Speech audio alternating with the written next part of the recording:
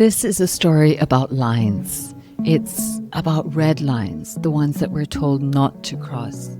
It's about racial lines, the ones that box us in or keep us out. It's about the lines we learn to walk, the daily balancing act of life in Singapore, accepting and resisting, speaking up, being quiet, loving this country, but wanting it to do better.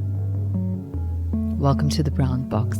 Today's guest is Shibani Mahtani, an investigative journalist with the Washington Post. Our conversation will wander far beyond Singapore's borders, across Asia and the US, before returning here where you'll glimpse a flicker of hope from Shibani for Singapore's future. We start where we always start, at the beginning.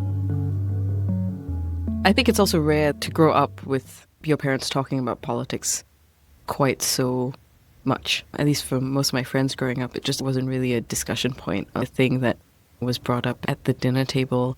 That has to do a lot with my dad, because he was just someone who read a lot and consumed a lot of news. And I think insofar as I picked that up from his daily habits, right, of reading the newspaper every morning and just commenting on things all the time and having very strong opinions on things all the time.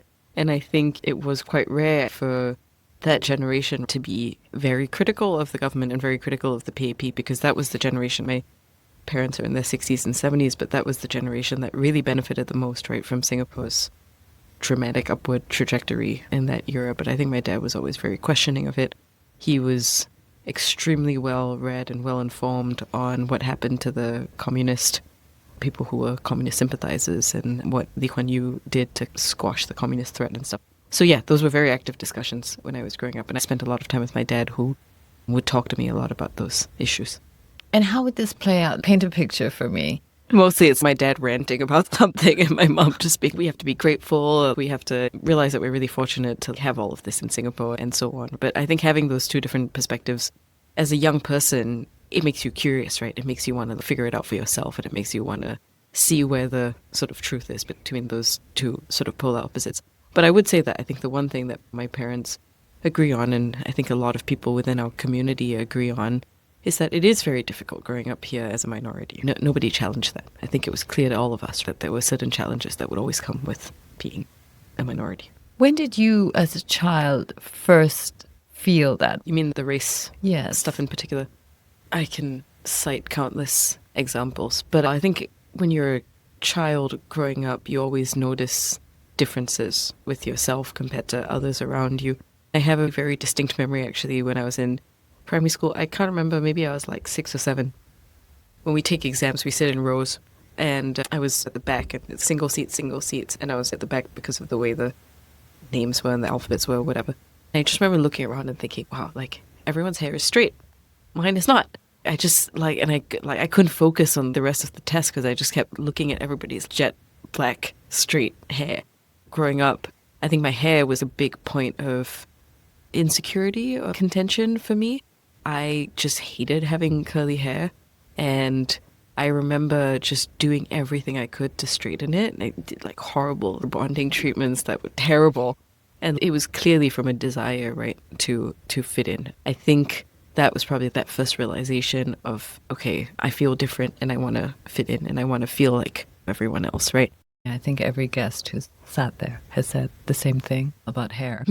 Yeah. I know, and it was crazy. So I really straightened my hair all the way until I went to university. I had a hairstylist who was doing my hair, and then she saw my roots, and she was like, wait, you have this beautiful curly hair. I was like, yeah. She was like, you have to grow it out. What are you doing? And started this 2-year-long journey of trying to manage it and bring it back to its natural state. Conversely, now I've embraced it so much that if I go to a salon and they want to blow dry it straight, I'm like, no, don't do it. Let it just be itself. Which I think for me is my own journey of being at peace, I think, with who I am, which took a long time, actually. No, it's not a trivial journey. I think that it feels like it's something superficial, but to have something that's physical, which is a part of the way you look, whether it's skin tone or hair or so on, and for that not to be valued is heartbreaking. Yeah, because like easy. Every place I went to when I was growing up here, the Chinese ladies would always be like, oh, your hair's so curly, your hair's so thick, I don't know what to do, just straighten. So like it was not like, in general, I just don't think differences in Singapore are necessarily encouraged and celebrated in a genuine way. I think they are allowed to exist within lines, right, and within boundaries, but not organically. At least that's my experience. But then it manifested itself in other ways too. We talked about this before, but I'm Sindhi, so I'm from a very small community here, and it's not a community that fits neatly into our Chinese, Malay, Indian, other categories, right? So people were always confused as to why I studied Malay and not Tamil. They were always confused as to why we only spoke English at home and I didn't speak any really other language with my parents. And people were just kids, right? They're just so uninformed. So people would say to me, oh, why don't you go back to India every year? And I think it was always very confronting to be asked those things because it really does then point out your differences. When I grew older, even into secondary school and junior college, it got much harsher as well. I think one of the first phrases that a Chinese friend taught me in Chinese was Indians are smelly and stuff like that. It was pretty relentless and it was not pleasant. But then at the same time, the narrative you hear every day with Racial Harmony Day and when you see people wearing saris and stuff is that racism doesn't exist here. We all get along really well, especially when you're a child. You're like, I'm feeling all these things and they feel bad. But then everything outside is telling me this doesn't exist. So like, how can I square these feelings? And I think that was one thing I definitely struggled a lot with growing up, for sure. How can I square these feelings? Conversations here on the podcast have shown me that this gap, the gap between the lived experiences of brown people and the official all is well narrative, this gap is the problem. The dominant narrative says we live in harmony, we should be grateful, racism doesn't exist. But when this narrative doesn't match your own lived situation, when your reality is not kids playing together like a Racial Harmony Day commercial, when your reality is your Chinese friends teaching you phrases like Indians are smelly, it can be, as Shibani puts it very mildly, jarring. Traumatic might be a more accurate word. Gaslighting might be closer to the truth. Earlier, Shibani mentioned her Sindhi background, and I want to dig deeper. My husband is Sindhi, well, half Sindhi, and in a recent conversation, he shared that his family doesn't have an ancestral home or village in India. Their roots are in Pakistan, and like around 1 million other Hindu families, they came to India during partition. But what I didn't think about is that unlike the Punjabis and Bengalis, the Sindhis who came back to India were not coming to an Indian part of Sindh, because Sindh was not divided into East and West in the way that Punjab and even Bengal was. Sindh was and is now Pakistan. So when the Sindhis came, they scattered across Bombay, Gujarat, Rajasthan, and also across the world. I think Sindhis also have this just like fascinating history, right, of migration, of strife, of struggle. We're a massive diaspora community with no quote-unquote homeland. And so I think that was very hard for me to explain to most people, especially growing up, because whenever you got the questions of, oh, why don't you go back to India? So we have nowhere to go back to. But people didn't really quite get that. I think that I grew up with this sort of incredible exposure to a lot of international communities and places around the world because I have family that's scattered. So I had family in Bandung, in Jakarta, in Sri Lanka, also family in Bombay, but they were everywhere. So whenever I did visit family, it was in these very, diverse places. And I think I learned a lot from that and learned a lot about how our community has really managed to integrate and actually survive and thrive in all these random places that they ended up in. But at the same time, most other Sindhis I knew growing up were quite wealthy and were in international schools and occupied this just very different stratosphere of society than I did. So we were stuck in between. We were not there by any means. We were also not like the other South Asian or Tamil girls in school as well.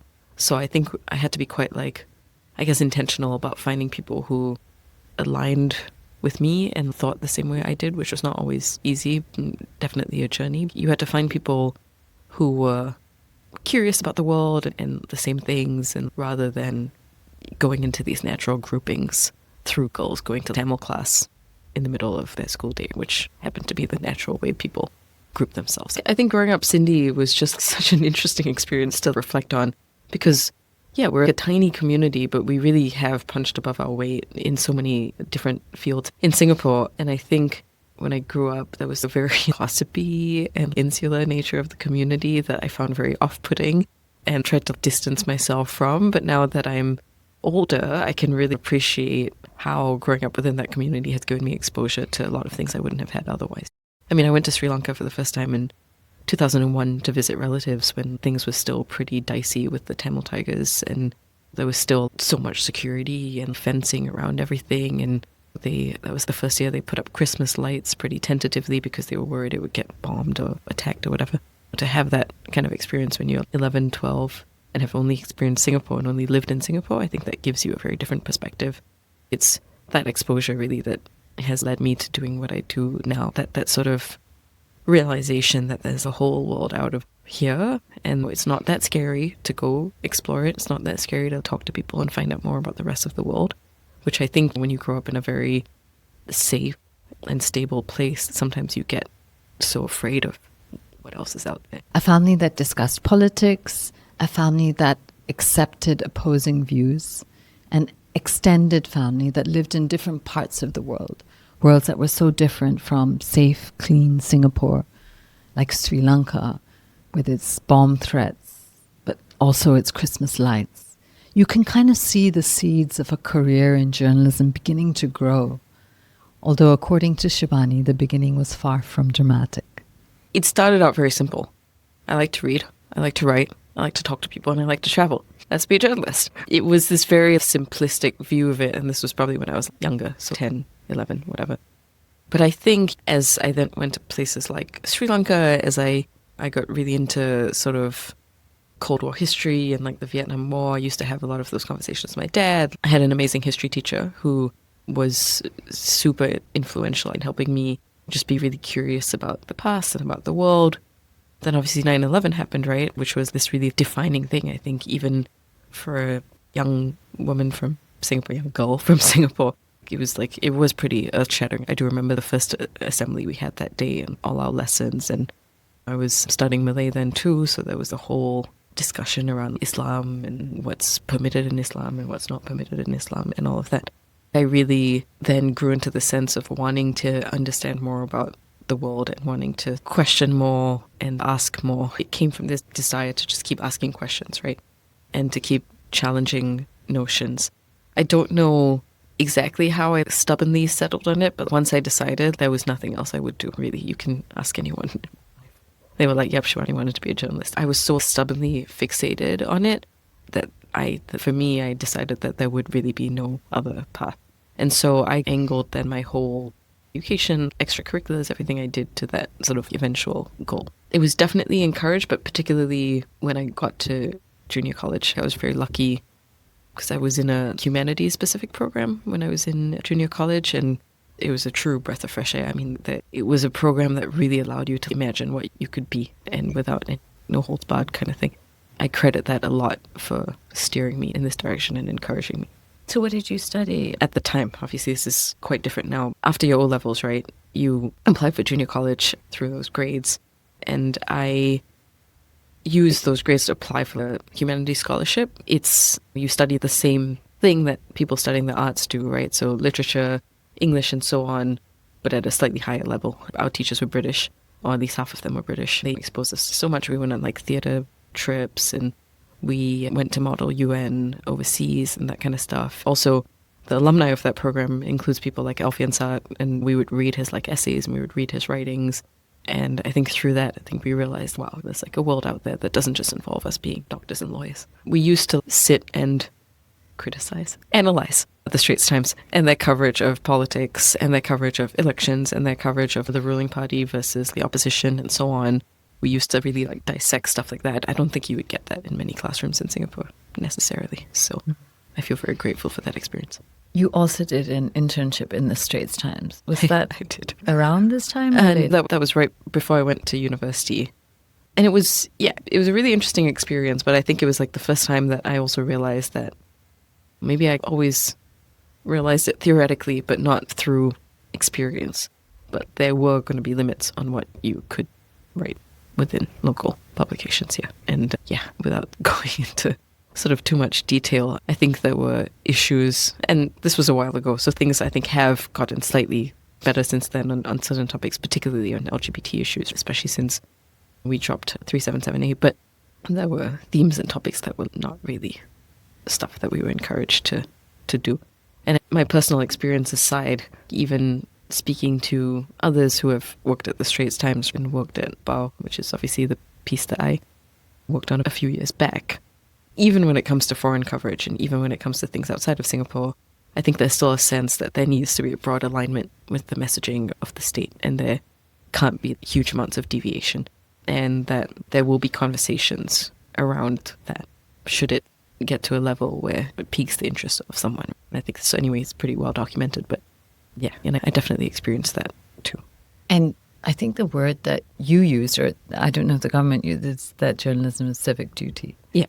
Yeah, and I think I actually was at Columbia Journalism School when we actually had a talk from, I cannot remember who it was. It was either a Singapore ambassador to like the UN or the US, or it was a minister. But whoever that person was, and it will probably come back to me at some point, because they were speaking at a journalism school, said verbatim that in Singapore we do not see journalism as a fourth estate. We do not see it as a check on government power or whatever. We see it as having a kind of civic role and a societal, and helping with the building of our own sort of civic consciousness and sense of self. It's very different, right, from the way the Broad West looks at journalism, though we're in a very weird moment in the United States as well. So there is no wonderful glowing model of journalism right now anyway. And I'm fully aware of that, including with ownership and including with corporate interests and all of that, right? I'm not naive enough to believe that it's all roses and wonderful things in the Broad West as well. But I think for me, I wanted to be a journalist for a mission-driven purpose. And that mission, especially as I currently do investigations, is digging into something that people don't want out there. And that to me was the simple point of it, right? That there is stuff that's happening that's bad, whether it's corporate bad or whether it's state bad or whether it's human rights. And it is our job to try to figure that out and ask the questions that people don't want asked. I'm very lucky to be able to be in a role that I can do that. But to me, that should be our goal, right? When I graduated, it was right after the financial crisis and really impacted budgets, advertising and everything within major newspapers. My hope was that I could start in the US or start somewhere overseas and gain experience there. Though I think I always knew I wanted to come back here, cover Singapore and use my skills here. But it was so tough to get a job. I actually almost ended up at the Ministry of Foreign Affairs here, which is wild to think about looking back. But I thought if I could just get experience and exposure, I could still be working on the same issues. I thought I would still be in a position then to later on go into journalism. But yeah, thankfully the Wall Street Journal at the time had an opening, very junior opening, for somebody to start up, and this was back in the day, a blog called Southeast Asia Real Time. That was my first job in journalism that I was hired for. My whole thing was to look at just stories in the region and present them in a very accessible way. And one of the first stories I did obviously was about discrimination within the housing market. Then that was 2011, 2012. That was when a lot of the big tech companies were moving to Singapore. So Google had just set up their Asia Pac headquarters here. Facebook IPO'd and then also started expanding massively here. And all these people were coming to Singapore and being like, what's going on? Why are they asking me all these questions? And this is a modern society and you're asking me, what I cook? What? They would be looking at PropertyGuru and stuff and they would see these ads that said Indians not allowed, or no heavy cooking, which was code. And people just didn't get it. Or they would message real estate agents and real estate agents would be like, oh, you're British, but you're British what? Because the names, obviously, right? People's names would flag their ethnicity. And people would ask me because I was Singaporean, they'd be like, what is this? Why are people asking me these questions? And obviously it still happens today. I then started looking at PropertyGuru and I was just shocked. I had no idea. Because you grow up here with all these quotas, right, in Singapore for HDBs. It is really strict. It is designed to prevent ghettoization of communities, right? Even when I went to the United States, sometimes I would be out reporting and there were people in like African American communities who knew Singapore's public housing policies because they were so interested in understanding how other places did it. I have this very crazy memory of being in outside Milwaukee interviewing people, and when I told somebody I was from Singapore, they were like, oh yeah, that's where there are racial quotas that don't allow any one ethnic group to dominate a public housing area. And I was like, oh my God, like, how do you know this? So yeah, we have this very lauded system on paper, but on the private side of things, I guess a private homeowner can do what they want, but it just seemed to me so contrary to everything you're meant to know about Singapore and how intentional we've been about trying to officially deal with race. And so, yeah, I just thought it needed to be out there. And that was one of the first things we did. So we just spent a lot of time on PropertyGuru, spoke to real estate agents and spoke to people moving here who had struggled with finding properties to rent. And I just realized how common it was. And I realized how deep some of that went. And it then blew up into this big issue because there was a whole incident about curry cooking as well. Oh, there was? What was the incident? A few years back, after Marina Bay Sands was built and a lot of wealthy people were moving to Singapore and so on, there was this pushback against foreigners coming to Singapore, right? And you can see it with our politics, elections. But there was this mainland Chinese PRC family that complained about their neighbor, who was Singaporean Indian, cooking curry. And it like blew up into this whole issue of curry's our national dish. How dare you, PRC person who doesn't know our culture, push back against it and all this stuff. And it was this unifying moment against foreigners. But then, ironically, for many years, there was all this racism against Singaporean Indians for cooking whatever food they did within the HDBs. So it was just like, yeah, very ironic. What were any other reactions to this internationally with your newspaper or maybe from the government, or what were the kind of broader reactions to it? So I think the journal at the time definitely let me and my other Singaporean colleague, who still works there, push the boundaries a little bit because we were local. And I think they were dealing with a lot of issues around foreign journalists having their visas or their EPs not renewed. Now, obviously, we will never be able to prove why an EP is not renewed. It is a total black box and you cannot challenge it. But I think it is not unreasonable to say that if you write stuff about Singapore that is very critical and you're on an EP, the next time that EP comes out for renewal, it might be tougher, you may not get it. So I think they were like, okay, now we have two Singaporeans, let's see what we can do.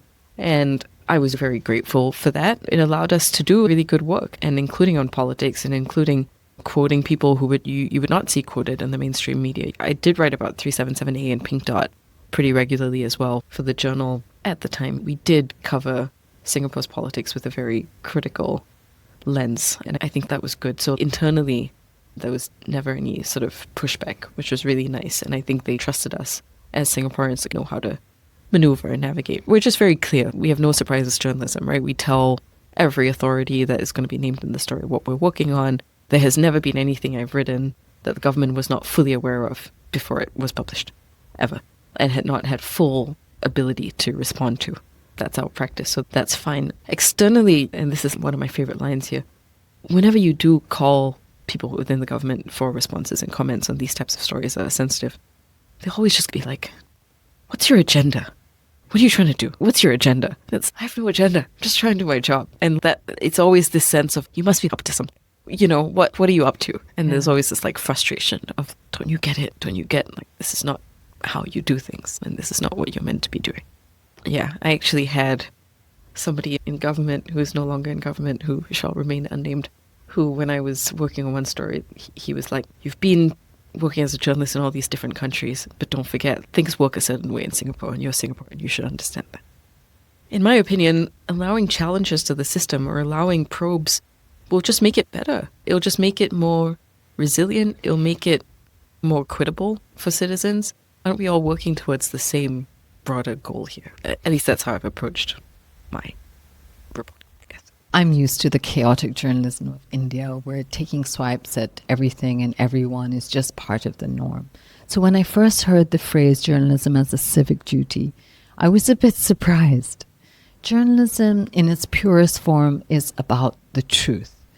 And at its worst, well, it's just about shit stirring, right? But civic duty, that feels kind of odd. Shibani's next move was an exciting one for her. Myanmar started opening up in 2012 was when Obama visited. 2013 was when journalists were more able to go freely.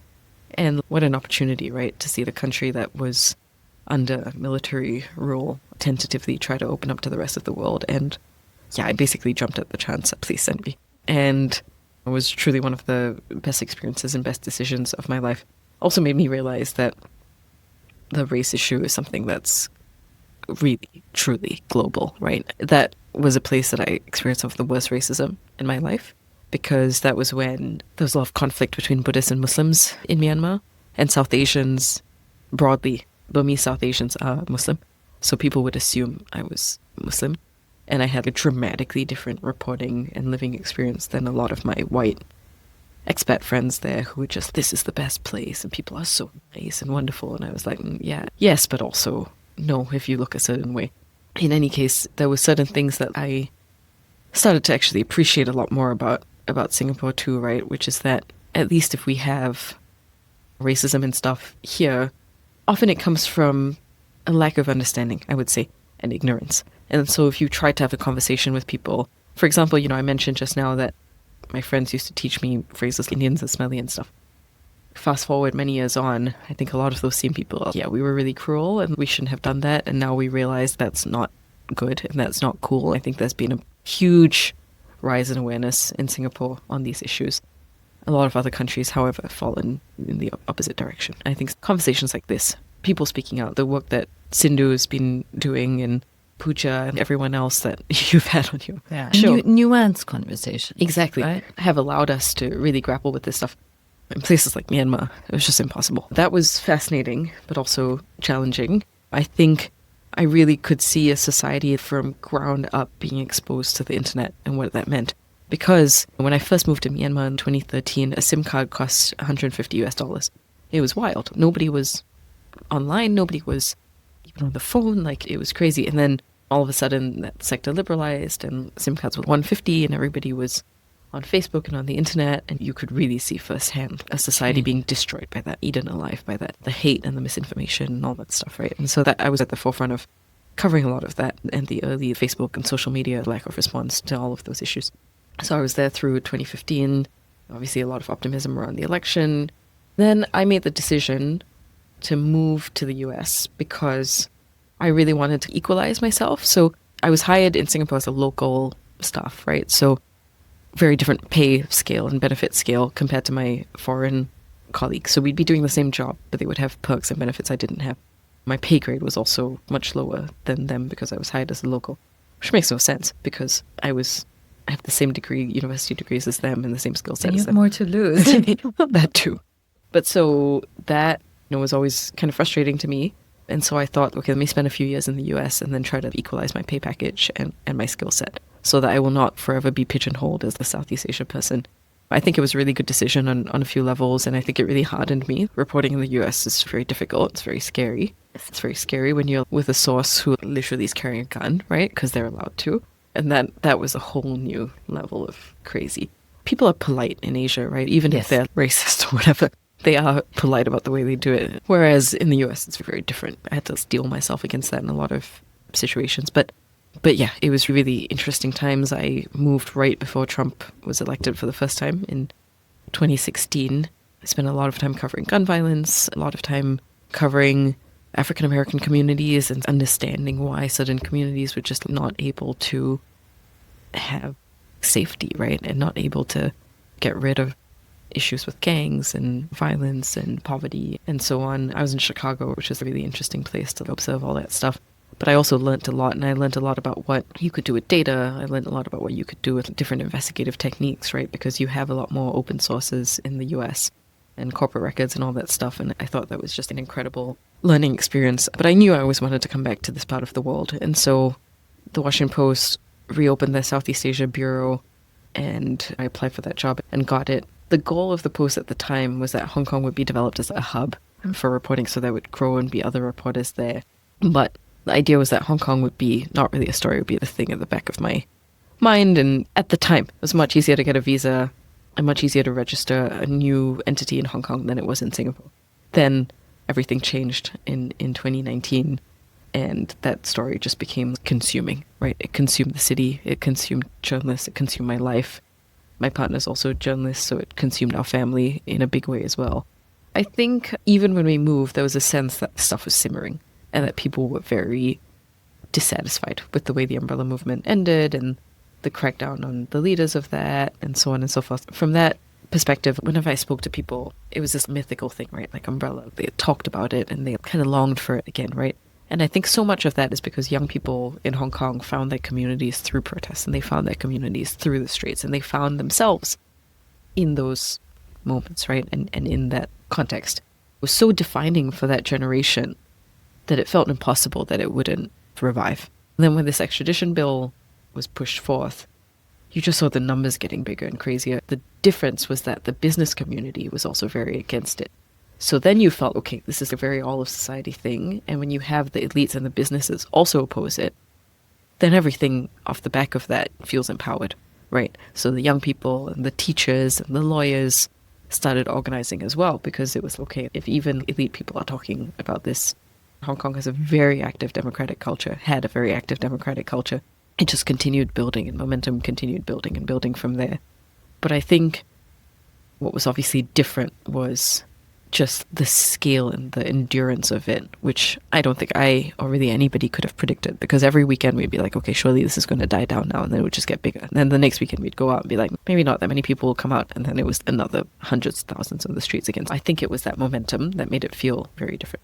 What did that feel for you to be in a country where people are protesting with such passion for democracy when you grow up in a country where you're not allowed to protest? Yeah, it was wild. Hong Kong and Singapore, very similar places. Yeah. Very similar education system, very similar pressures, very similar culture, right, of how we're raised and what our parents impart on us and all that stuff. Biggest difference, obviously, is that so many Hong Kongers of that generation came as refugees from China or were leaving China, right? So they really have grown in opposition to the system.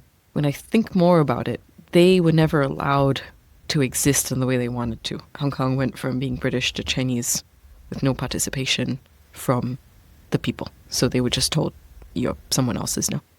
And so far away from Beijing. So that also feels like totally disconnected. Singapore, we have a whole state narrative about how we decided for ourselves that we wanted to be independent from Malaysia. So we have been affirmed as ourselves and our identity by the state, right? The Singaporean identity has been constructed by the state, and it is backed up by the state, and it is tied in with the state, and it is tied in with the party. But I don't think many Singaporeans question, I'm Singaporean, and what does that mean? And can I be Singaporean in opposition to the state? I think most people see that identity and the state as very combined. However, the Hong Konger identity is in total opposition to the state, right? Being a Hong Konger is not really permitted within the Chinese system. You're Chinese, you're not a Hong Konger. And I think that was like the biggest difference. And when you saw that sort of come out in like everything on the streets, it's because to many people being a Hong Konger meant protesting. That's what we do. That's what it means to be a Hong Konger. And I think that was really fascinating for me to understand and see. And the really interesting thing was, for all that we know and feel about Singapore, so many of my Hong Konger friends were like, you guys were so lucky you had Lee Kuan Yew, because he pushed for you to be who you are. And we had no one to do that for us, right? We had no one that pushed to say, why couldn't we exist as a polity? Why couldn't we exist as our own people? And I think that was just really fascinating to me. And I think it was also really, it was just really moving in a way that I just didn't expect or didn't anticipate, right? I was just so moved by how much people would care for each other on the streets, and how much community there was, and how much support there was, and like how people found friends there. And there were older people buying food for their kids and stuff like that. And there were shopkeepers who when the police would fire tear gas down the street, would open their shops and close the blinds so that the police couldn't find the kids who were inside and couldn't arrest them. It was that sense of community, right? The McDonald's were always full because people were buying burgers for each other when they were resting and stuff. That was really unforgettable. It wasn't so much we can't protest in Singapore and we can't exercise that democratic. It was that we just don't have that community here. That was what Beijing sought to destroy. It sought to destroy that community. I remember I landed in the airport and there was a protest in the airport and someone came and gave me a flyer. It must have been 2019. Because I was at the airport too when they were giving out those flyers. I read the flyer and it was just like, we're sorry, but I started crying. Yeah. I just started crying because there was the humanity of the protest. Right? That same week was when they took over the airport because the idea of the protesters was that they should target all the international nodes of Hong Kong, right? And if Hong Kong wanted to be this international city but was not respecting democracy, right, that they would target all the international links, right, and diminish its ability to be an international city, hence targeting the airport. I was at that protest. I also got those flyers, but that same week there was a Cathay pilot who put his job on the line by the announcement that was like, oh, we're about to descend, cruising at yada yada feet, whatever. After making that announcement about landing, he said, and when you land in Hong Kong, you will see there's a number of protesters in the airport. Do not be afraid. They are not violent. They just want to get their voices heard and listen to them. They have a lot to say. And then he said, "Add oil, Hong Kong." And yeah, I still cannot listen to that clip without wanting to cry, because imagine you put your whole job and your career on the line. You work for Cathay Pacific and you want to do that because you feel so strongly, right? I listened to that clip and I cried as well. Ladies and gentlemen, your captain again. I hope you have enjoyed some in-flight service and some rest. I will soon start descending to Hong Kong International Airport. On behalf of Cathay Pacific and the rest of my team, thank you for flying with us and hope to see you again soon. And also for your information, at the moment, there's a very peaceful and orderly demonstration at the Hong Kong International Airport arrival hall. All they demand is the withdrawal of the controversial extradition bill. So at the moment, everything is pretty quiet, very peaceful. So don't be scared by all these people wearing a black shirt and sitting at the arrival hall. And actually, in fact, you feel free to talk to them and try to know more about Hong Kong if you want to. And last but not least, 香港人加油，萬事小心。Cabin crew, 30 minutes to landing. Thank you. The phrase he uses, and please forgive my pronunciation, is ga yao, meaning add oil. This phrase means keep it up. You can do it. And was used in sports events or to encourage kids taking exams. Of course, when it began to be used in the protests, it took on a more political significance. And yes, that pilot, he lost his job. Shibani and her husband have written a book on the Hong Kong protests titled Among the Braves, Hope, Struggle and Exile in the Battle for Hong Kong and the Future of Global Democracy.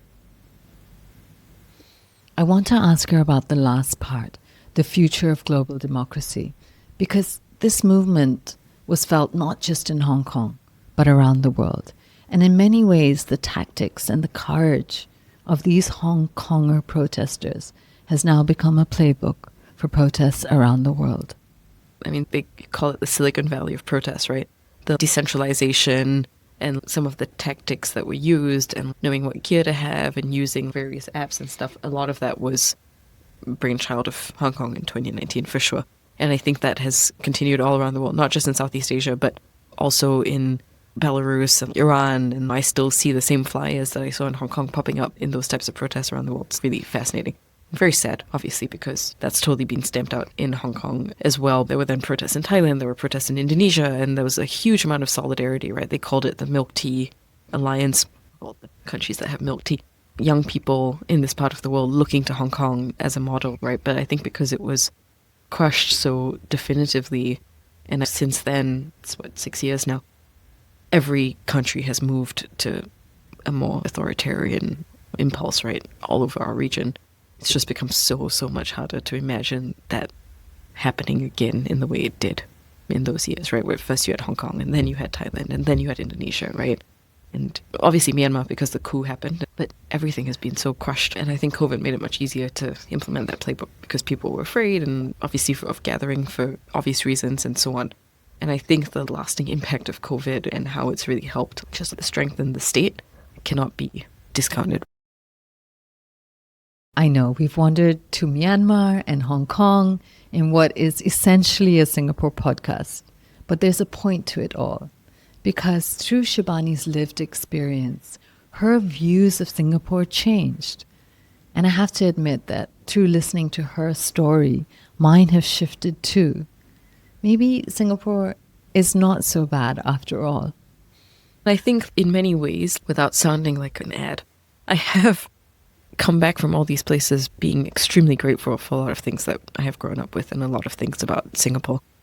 The perspectives I come from is the hope that this place can be even better and we can make it even better and we can create even stronger communities and there can be voices for more people, and that when people advocate for things like the death penalty or just more humane policies or minimum wage, that can be listened to as well. It's not from a place of just let's smash the system, rebuild it from start. And I think most people working in spaces in Singapore that are not our conventional spaces all come from that same perspective.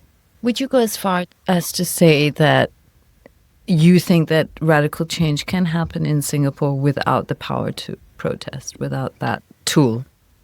Yeah, because I think protests are just the means to an end, right? So if there's another way to push for that end that is nurtured and encouraged, then obviously you don't need to have violent protests in the street. That sense of community was wonderful and everything else, but I don't think you could speak to anyone who thinks that throwing Molotov cocktails in the street is a good thing. It happened because people felt they were so pushed to do that. It was scary at times, it was dangerous at times, and a lot of the protesters took a great deal of personal, physical toll from all that and all that. So it's not, the value is obviously not the protest, right? It was that sense of community and pushing for something better and the sense of people caring for each other and all of that stuff.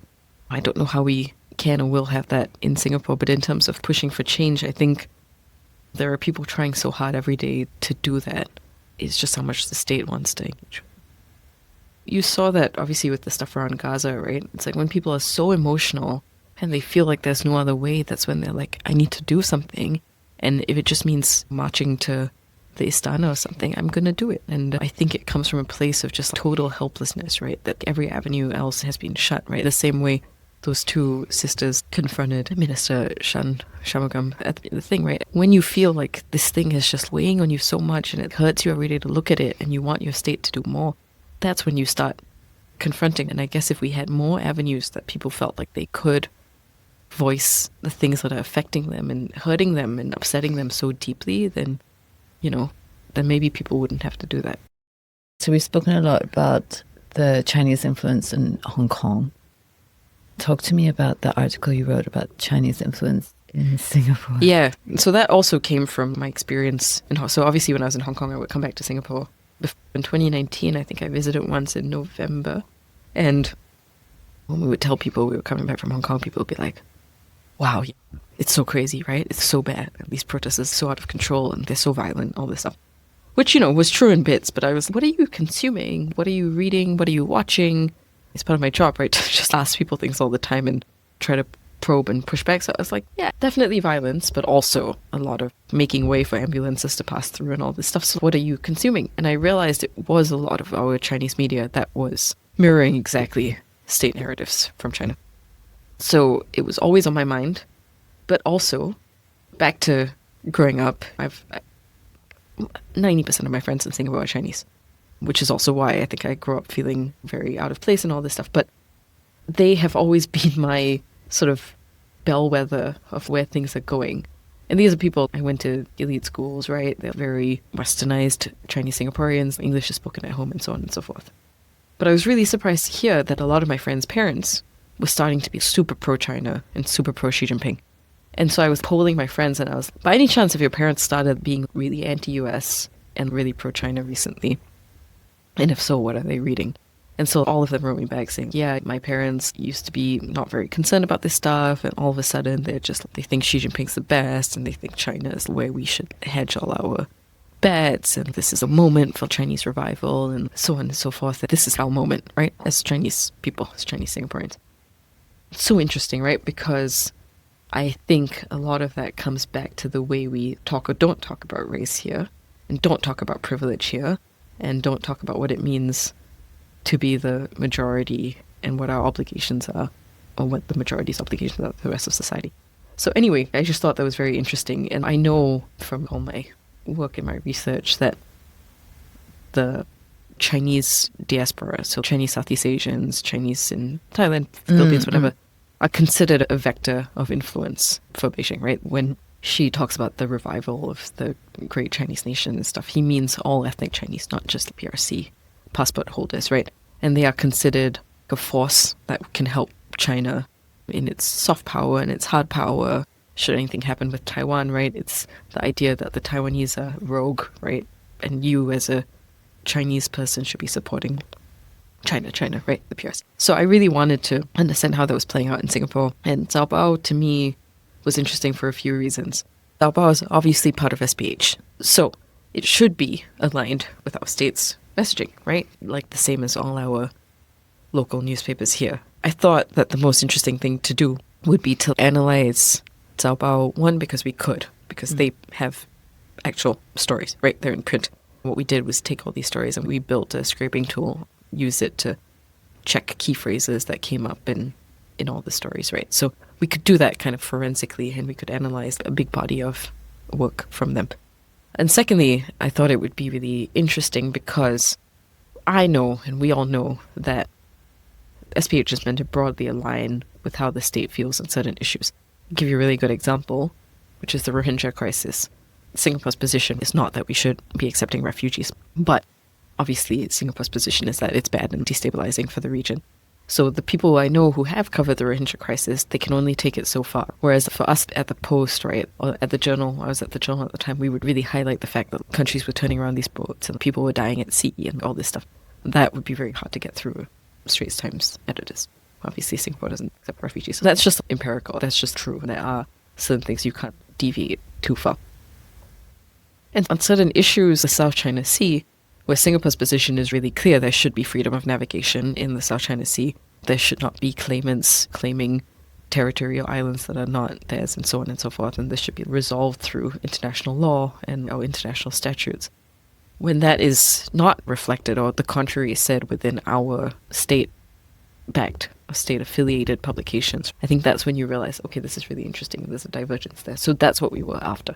We were trying to look for instances where, for example, Bao was just really not aligned with what Singapore, the broader Singapore messaging is. And a really good example of that is some of the columns that were about the US, right? And about the US, quote-unquote, aggression in this part of the world and so on. Singapore buys most of its military everything from the US, right? So again, Singapore's position is not that the US is aggressive in the Pacific. So stuff like that. And then we wanted to know who was writing this stuff and how transparent they were being about their affiliation. And I think ultimately that was what, to us, was the most, I think, problematic thing, which is that if you are linked or state-affiliated, that should be made clear by the publication. And so when we found that there were state-affiliated people that were writing, saying that they were neutral, working for think tanks and stuff, that was what we chose to highlight. But also the broader thing of the alignment between Zhao Bao and Chinese state publications. And what was the reaction to the article? Yeah, I could not have imagined the reaction. It was such a huge reaction for something that we were very fair and careful to be very precise on. And also that we had engaged the government on for a long time before the story came out. We had spoken to them, and we had spoken to them about Chinese influence and all this stuff. And it is acknowledged within our government that there is nefarious influence from everywhere, but also from China, right? And you can see that in the way recently the government's acknowledged that hacks have come from China and so on, right? They know, they're aware. I have friends at MINDEF who are fully aware. But it's this idea that we got it, we're handling it, so you're good. You don't have to make this a thing. And you don't have to make this a thing in an American publication that will then raise eyebrows in DC and then get us challenged when we go back to the US and so on and so forth. So I think that was where the pushback came from. Right. If anything, it is testament to how good Beijing is at doing this. That's what I've been writing about and observing and continue to work on today. Like I'm working on more stuff along those lines and along those themes of Chinese soft power, hard power, organized crime, and how it manifests across our region. And so it's not a failing of Singapore or a failing of Sabah or anything. It's just how good Beijing is at pushing this forward, even in a place where there is a very high level of education. I think that comes down fundamentally to an issue of, yes, we're very educated, we're open to a lot of different sources and of news and information, but actually our media literacy is not great.